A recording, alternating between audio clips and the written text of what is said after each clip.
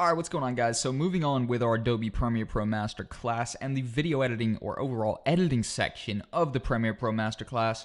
Next up, we're going to be taking a brief dive into all of your basic tools and all of your basic and most important shortcuts.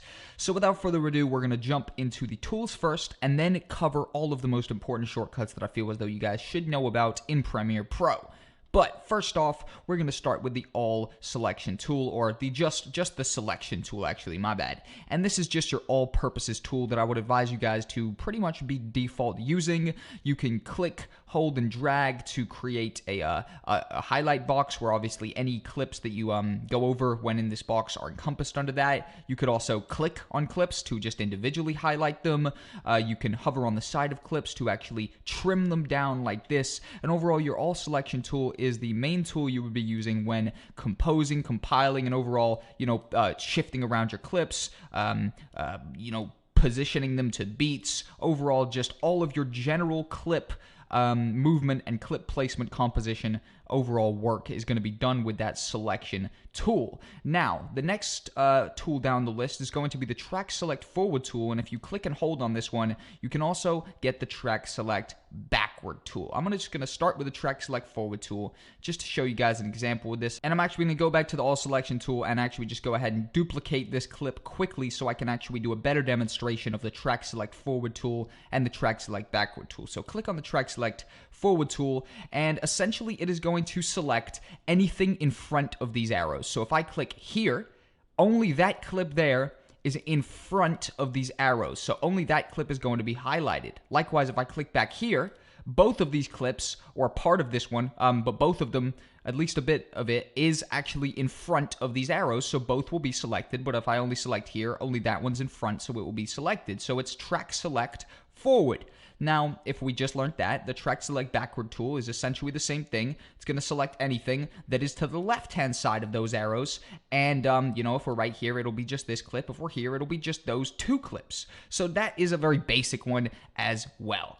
And actually moving on, we're going to mess with the Ripple Edit tool. Now the Ripple Edit tool, hold on, let me just put these two together and throw them here so we can look at them a little bit better. The Ripple Edit tool is a pretty cool one. It essentially breaks down the process of removing a clip and then bringing it over. And you don't have to basically do that. So for example, if I go to the selection tool and trim a clip down, if I were to trim it to here, there's a gap right there, and we could always click that gap and actually just go ahead and delete it so that this would teleport right there. However, this Ripple Edit tool essentially does that process that I just showed you there in one movement. So instead of us trimming it down with the red logo, when I hover over here, it pops up with a yellow logo, and I'm able to trim that down, and it will just do that same motion. So instead of there being a gap there and it not just bringing it all the way to the point where we trimmed it, it will just teleport it back to the point where we trimmed it and save us that whole unnecessary, editing method of trimming it to there and then deleting that clip or, dragging it over. And it just does all that for us in one swift movement, which is great by all means. Next up is going to be the razor tool. Very, very self-explanatory. It is the overall cutting and how you would actually do an incision or a cut right down the middle of a clip instead of trimming. Obviously, trimming, you couldn't trim to the middle, really, you know what I mean? I guess you can, but it's a little difficult. If you go to the razor tool, you could just go ahead and put a chop right down the middle, splicing that into two individual clips. And likewise, you could create any shape, size, whatever, you know what I mean? There's no set size. Obviously, I'm just going to make a whole bunch of random little cuts here, and we could splice the whole thing up using the razor tool, but I'm just going to go ahead and undo all those little splices. Now, moving on to the slip tool. This one is a bit of a weird one, to be honest. I wouldn't advise you using too much. I'm just going to go ahead and zoom in on the screen so you could see a little bit better, but this tool right here actually changes what time of the clip is actually playing here. So for this clip, note the beginning of this. This guy's kind of gassing with his face like that. If I go to the slip tool and actually click and hold and start dragging, you see those numbers come up, all right? And that is actually changing the time where the clip is at. So now if I let that go after doing the change, his face isn't gassing anymore. he's actually being covered in smoke because it changes what time the clip starts at. So you see at the bottom it starts at 12 right now, and I can keep edging it over to make it start at a different time, but keep the block size that we've actually chopped out. So for me at least, I almost never use this. I really don't use this tool, and I never really find the need to. Honestly, if I have really never needed this tool that much in over 3 years of using this program, I highly doubt you guys will. So I'm really not going to go too much into that tool. I really don't think it's completely necessary, and overall, you guys don't need to worry about that. The pen tool, I'm going to go much more extensively into later as well, so I will skip that as well. And the hand tool is essentially your all-purposes movement tool for your preview window up here. For example, if I were to go into 150 view, we would be on this hand tool and we could actually maneuver around this preview window and reposition that so we see a pretty funny face on the screen with this guy right here. And it's basically just like an adjustment movement tool. This is just you moving around your preview window. And finally, the text tool. Let me just fit that. The text tool is your all-purposes text tool. You could actually click the text tool, come up here, and go ahead and tap that, and it will pop up with a graphic layer here.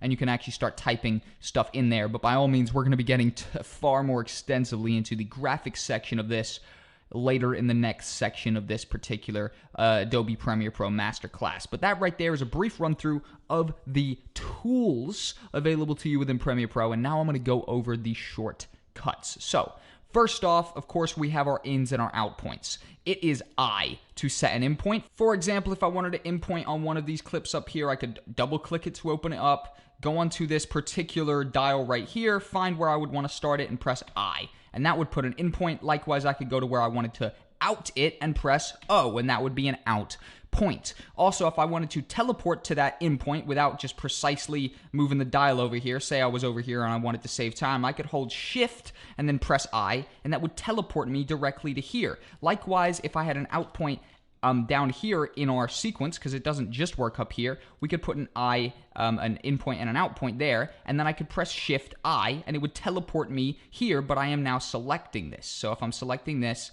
and press Shift I, it will jump to this one. Likewise, I could hold Shift and O, and it would jump me to my out point up here, and also down here, if I was to press Shift and O, it would teleport me there.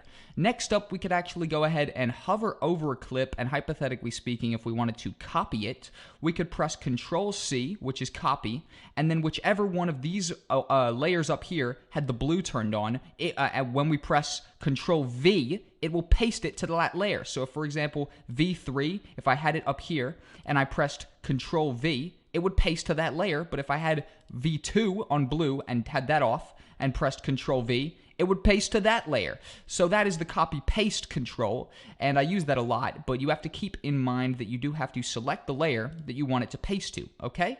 Next up on the list would be to duplicate, which is very similar to the copy and paste, but is kind of a little bit more convenient for certain situations. To duplicate, you would click a clip, hold Alt, and drag anywhere, basically. You could drag up, you could click it, hold Alt, and drag to the side. You could drag down if there was another video layer below. For example, up here, if I hold it Alt and drag down, we could duplicate that. Basically, wherever there's another layer, if you hold Alt and drag to, you are duplicating that clip. I've just duplicated it like 4 times there. Very, very cool and very useful. To actually do our tools shortcuts, it is an extremely similar process, and this one kind of makes a lot of sense. But if you guys forget any of these, you can hover over the tool, and it will show you the shortcut in a tiny little bracket on the side. But the most important ones for me are V, to actually select the All Selection tool, and by all means, pay attention to here, because it's going to teleport to these when I click them. Then it's going to be C, to actually get my razor tool, H, to get my hand tool, T, to get my text tool, and P, to get my pen tool. The most important ones for me are V and C. And in terms of C and T and P, all these ones are very basic. C, even though it's the razor tool, the way I remember this is cut. So C is the first letter of cut, which is essentially what the razor tool does. T is the first letter of text, or it's the type tool, technically. H is the first letter of hand. P is the first letter of pen. Overall, pretty much all of these have a very basic way of how you would figure them out.